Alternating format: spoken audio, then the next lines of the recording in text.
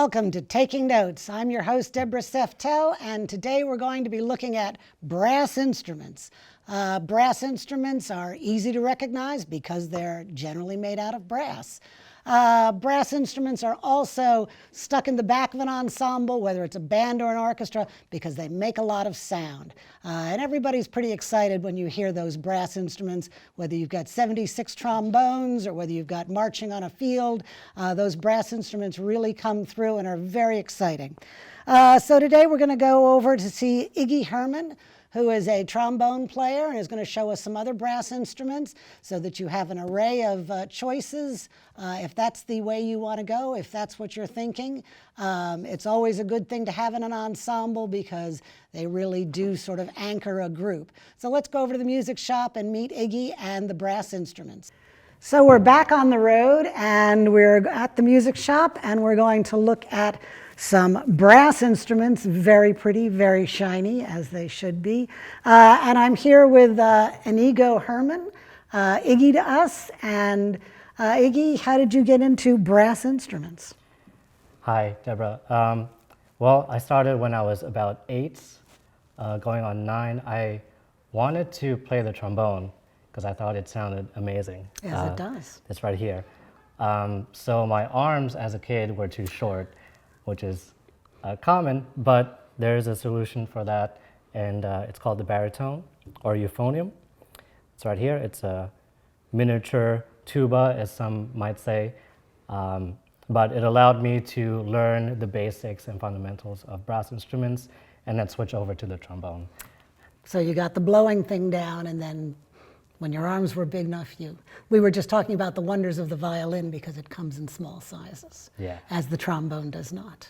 But it's worth taking another instrument as well, and then you can play all of these. So show us about brass instruments. Right, so brass instruments are made of brass, and they have a unique way of playing them. You don't just blow the air into it. You actually buzz your lips to vibrate the air column inside these instruments. And then they serve as an amplifier for your lip vibration, which sounds like this. And each of them have a mouthpiece designed to fit into any of these fits in different shapes and sizes.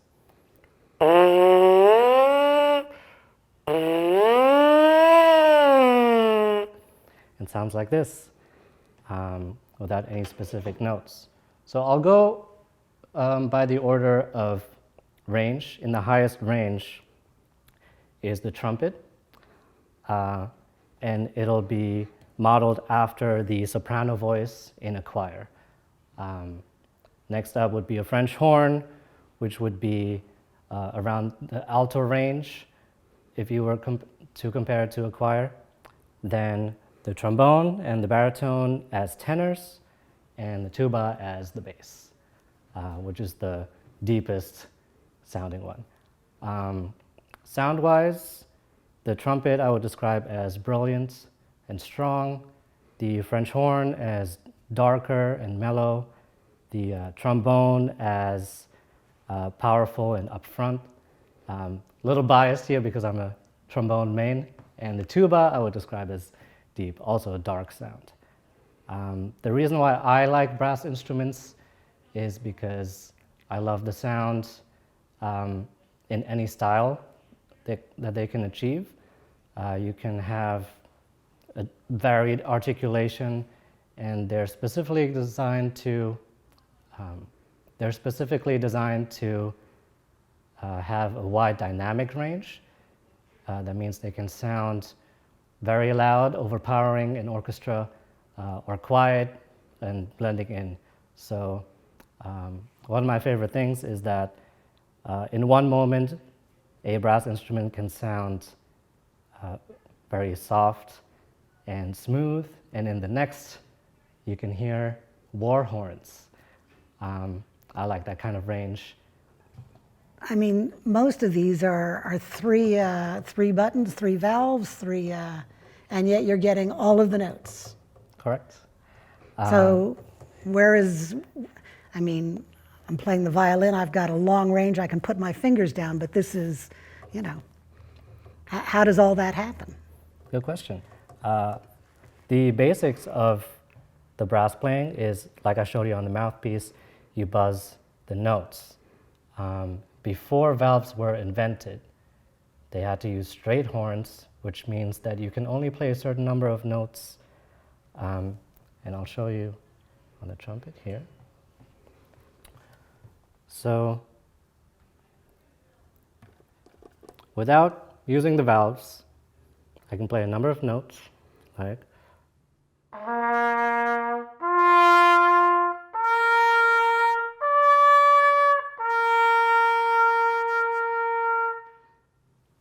so this is based on something called the overtone series, where certain ranges in frequency will vibrate inside the horn based on one fundamental note. If I push down a valve, I change the length of the instrument, and I use a different fundamental tone to play the series.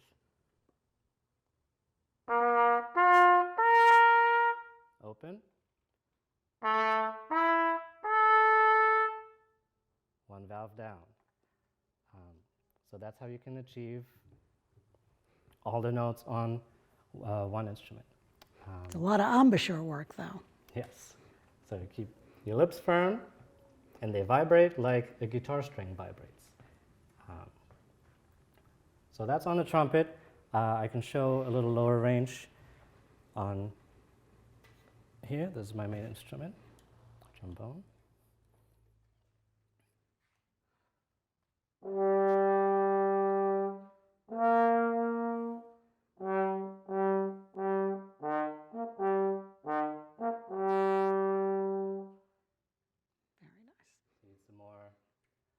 Upfronts and lower range than the trumpet. And let me go to the extreme, to the tuba over here. This would be our bass instrument of the family.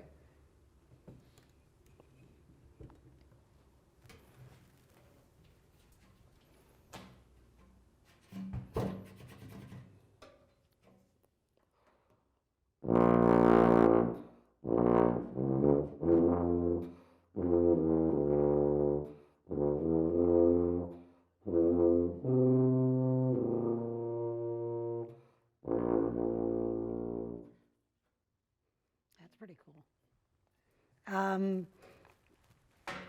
So is this lower just because it's bigger in its tubing? It's longer in its tubing, and the way it flares out is bigger. And yes. The tuba and a sousaphone?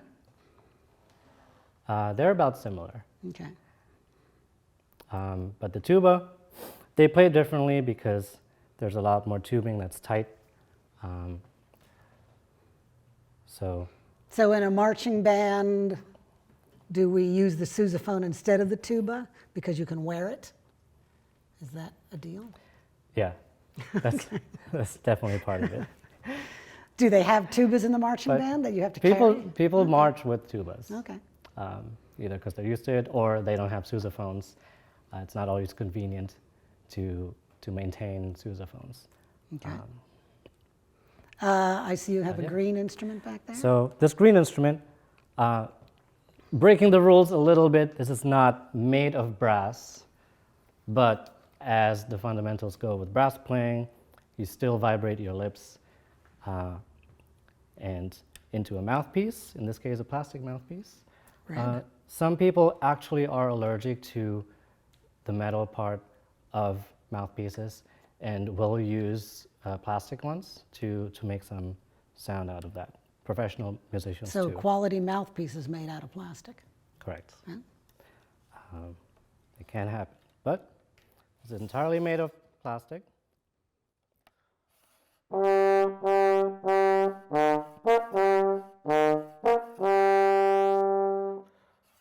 you can take that in the pool with you? I can take it to the pool, I can take it outside when it's raining, and not have to worry about it or shine it any particular way, like the other brass instrument. And the trombone, different from these 3-valve instruments, has that slide. Can you show us what the slide does? Absolutely. Something that we can't do on some of these others.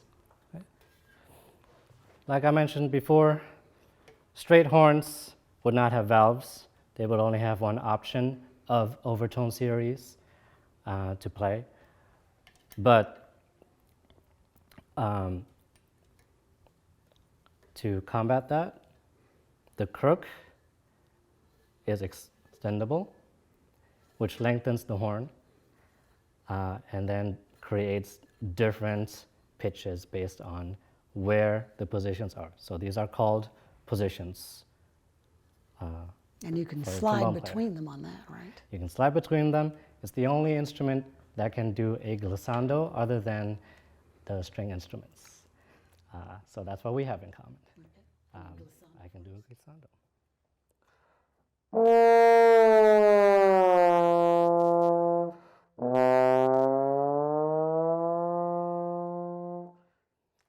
Probably the most favorite thing for a student to do. It is. And after I teach it to my string players, it's like, don't ever do that again for me, unless it's written in the music.